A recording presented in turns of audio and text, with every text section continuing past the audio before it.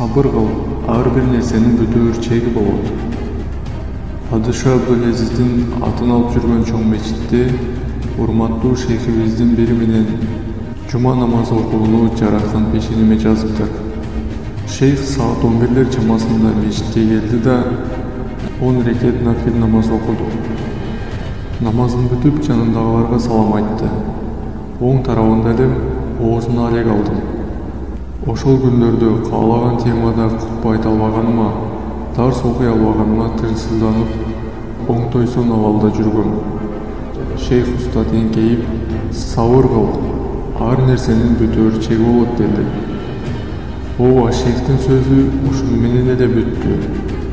Сабыр кыл, ар нерсенин бүтөөр чеги болот. Бирок бул сөздүн түпкүрүндө уюп жаткан маңызын эми гана аңдагандай, бул сөздү биринчи жолу угуп жаткандай өзгөчө таасир алдым. Мечиттен чыгарым менен анда айтылгандын баарын унутуп, жалгыз сабыр кыл, ар нерсенин бүтөөр чеги болот деген сөзү гана кулагыма тагыраагы жүрөгүмө орноп калды. Бул сыйкырдуу сөздү кайра кайталайм. Кайталаган сайын акыйкаты көзүмө элестейт. Чын эле ар нерсенин бүтөөр чеги бар эмеспи? Көйгөй канчалык көпкө созулбасын бир күн чечилет.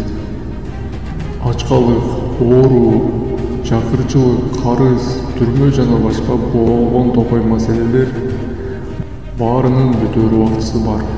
Анан бүтөөр замат мунун баары тескерисине тагыраагы кайгы кубанычка, ачкачылык токчулукка, оору саламатчылыкка, жокчулук барчылыкка, карызга батуу карыздан кутулууга, түрмөдө отуруу түрмөдөн чыгууга айланат.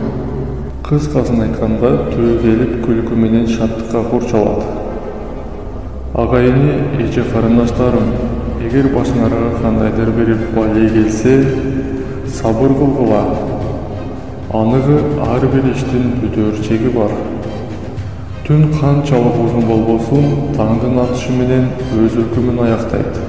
Таң жаңы кийим кийип келип, сүйүнүч, кубаныч, нур, жарыктык баары эми башталат. Аркан канчалык күчүк болбосун, анын да үзүлө турган убактысы бар. Көйгөй чечилет, кыйынчылык жеңилдейт. Машакат күндөр тез эле өтүп кетет. Сабыр сактай белгиле. Кыйынчылыкта сабыр сактоонун өзү ибадат. Ар бир нерсенин бүтөөр чеги болоруна ишенүү Алладан жакшылыкты үмүттөнүүгө, үмүтсүздүктөн арылууга, Алланын ырайымын табууга тарбиялайт. Бул эрежени жөнөкөй адамдан уккан жокмун.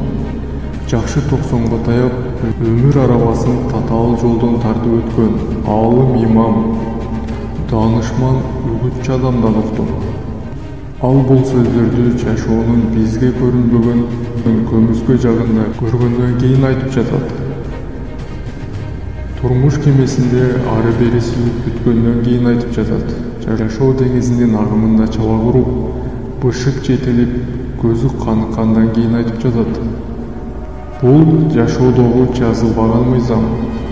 Ысытман кармап кыйналып жатасыңбы? Ал кадимки сасык тумоо. Алланын каалоосу менен 2-3 күндө кайтып кетет. Баары ушундай. Ачкачылыктын чеги токчулук менен бүтөт. Жакырчылыктын чеги барчылык. Камактын чеги эркиндик. Кайгынын чеги кубаныч. Сабыр кыл, күт. Аалымдардын устаты шейхибиздин алтынга бергис сөзүн кайтала. Сабыр кыл, ар нерсенин бүтөөр чеги болот.